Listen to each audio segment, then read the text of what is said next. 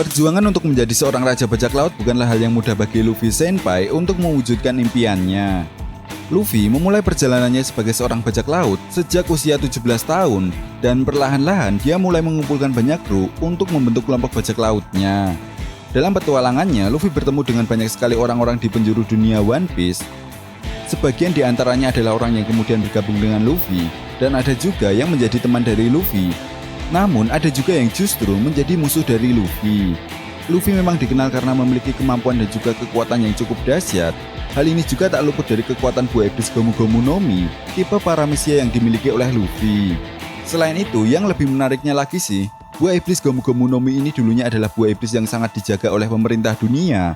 Sampai pada akhirnya, buah iblis ini dicuri oleh kelompok bajak laut rambut merah dan kemudian dimakan oleh Luffy. Namun terlepas dari itu semua, menjadi seorang pemimpin di kelompok bajak lautnya, tentu Luffy memiliki tanggung jawab yang sangat luar biasa besar.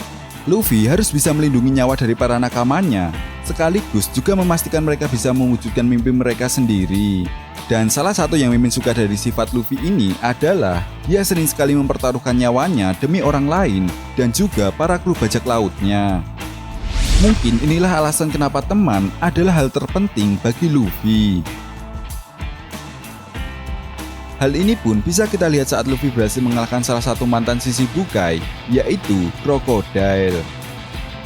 Nah, dalam arcs Alabasta ini, Luffy dan kelompok bajak laut topi jerami diperlihatkan berusaha untuk menolong Vivi dan kerajaan Alabasta dari rencana yang dilakukan oleh Crocodile untuk mengkudeta Raja Cobra dari kerajaan Alabasta.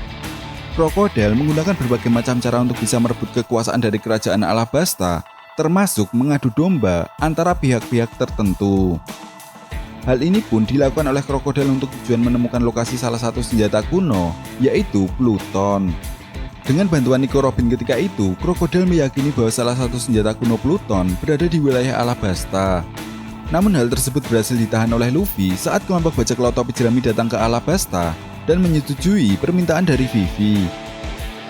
Singkat cerita, Luffy akhirnya bertarung dengan Crocodile. Pertarungan melawan Crocodile tersebut terjadi sangat intens, di mana Luffy sempat mengalami beberapa kali kekalahan. Nah, seperti yang kita tahu bahwa Crocodile ini adalah pengguna kekuatan buah iblis Logia Suna Suna no Mi yang dapat membuat penggunanya berubah bentuk menjadi elemen pasir. Dan hal inilah yang menjadi alasan kenapa pengguna kekuatan buah iblis Logia sangat sulit untuk dikalahkan.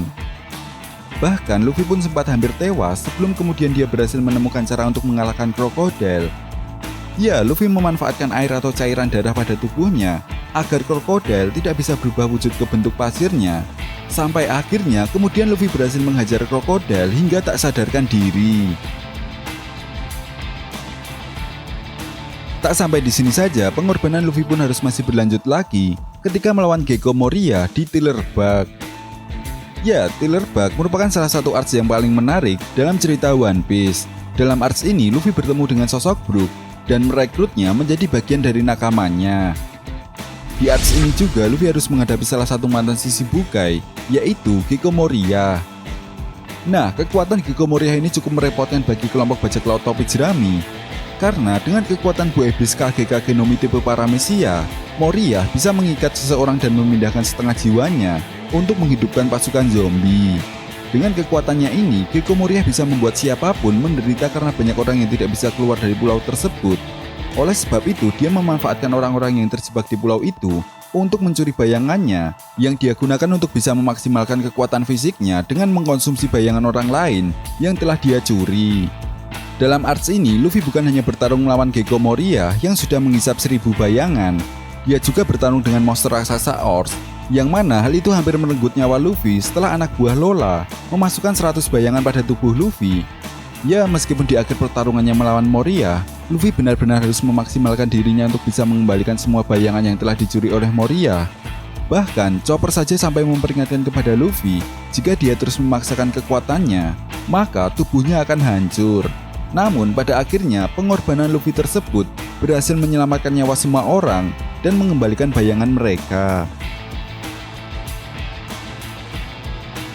Setelah berhasil mengalahkan Gecko Moria, Luffy harus berjuang sendirian melawan para petinggi angkatan laut dan juga admiral.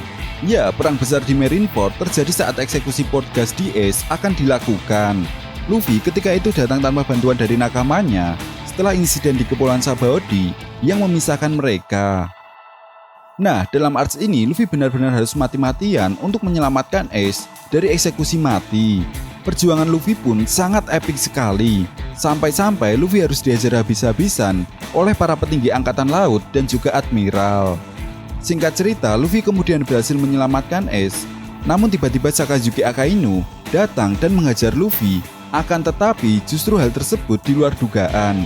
Ace menahan pukulan magma milik Akainu dengan tubuhnya, sehingga membuat Ace pun harus tewas di tempat. Dan menurut Mimin sih, inilah arcs yang paling menyedihkan ketika semua pengorbanan Luffy harus berakhir sia-sia. Kemudian setelah insiden perang Marineford dan harus kehilangan sosok Ace, Luffy pun harus berjuang demi meningkatkan kekuatannya dan berlatih selama 2 tahun bersama Silver Rayleigh. Meskipun selama 2 tahun Luffy telah berhasil mengembangkan dan meningkatkan kekuatannya, petualangan Luffy pun masih berlanjut lagi. Luffy dan para anggota bajak laut topi jerami pergi ke Pulau Manusia Ikan. Di sana Luffy bertemu dengan berbagai macam manusia ikan dan duyung. Tujuan Luffy sendiri datang ke Pulau Manusia Ikan adalah untuk bertemu dengan Jinbe. Namun petualangan Luffy di Pulau Manusia Ikan tak semulus rencananya. Luffy bertemu dengan Hody Jones dan Vanderdecken sebagai musuh utama dalam arcs ini. Nah, Hody Jones dan Vanderdecken sendiri bekerja sama untuk 2 misi yang berbeda.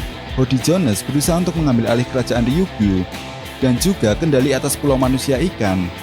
Sedangkan Vanderdecken berusaha untuk memaksa Shirahoshi agar mau menikahinya.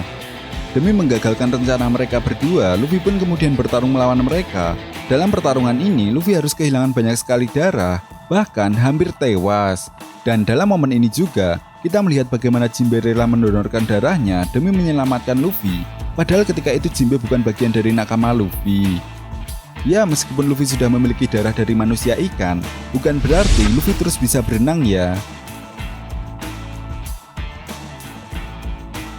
Lalu pengorbanan Luffy yang terakhir yang menurut Mimin sangat epik sekali adalah ketika bertarung melawan Yonko Kaido demi penduduk negeri Wano.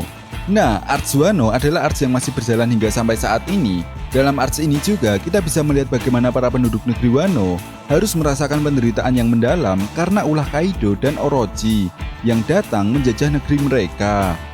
Kaido dan Orochi benar-benar membuat para penduduk negeri Wano kelaparan dan miskin. Keduanya juga bahkan tak segan-segan untuk menghabisi nyawa para penduduk negeri Wano karena mereka tidak mau menuruti perintah dan menjadikan mereka sebagai budak di pabrik senjata. Luffy pun pada akhirnya mau membantu dan menyelamatkan para penduduk negeri Wano setelah Kinemon dan juga Momonosuke meminta tolong kepada Luffy. Dan hal ini pun sejalan dengan tujuan dibentuknya aliansi Luffy dan Law ketika di arcs Pang Hazard. Selain itu, ketika memasuki awal cerita arcs Wano, Luffy harus melihat bagaimana penderitaan Otama yang harus merasakan lapar akibat kemiskinan. Dan saat ini, Luffy sedang berjuang untuk bisa memenangkan pertarungan menghadapi 2 Yonko sekaligus, yaitu Kaido dan Big Mom. Tentu bukanlah hal yang mudah untuk mengalahkan kekuatan dari seorang Yonko. Luffy saja harus sampai kalah 2 kali oleh Kaido. Jelas, hal ini pun menjadi sebuah pengorbanan yang sangat luar biasa yang dilakukan oleh Luffy demi menyelamatkan negeri Wano dari penjajahan yang dilakukan oleh Kaido dan Orochi. Ya, semoga saja Luffy dan para aliansi bajak laut topi jerami segera memenangkan pertempuran di negeri Wano. Nah, itu tadi merupakan 5 pengorbanan terepik Luffy yang pernah Luffy lakukan sampai saat ini. Jadi, bagaimana menurut nakama semua? Jika kalian punya pendapat lain, silahkan berikan komentar kalian di kolom komentar. And see you next time.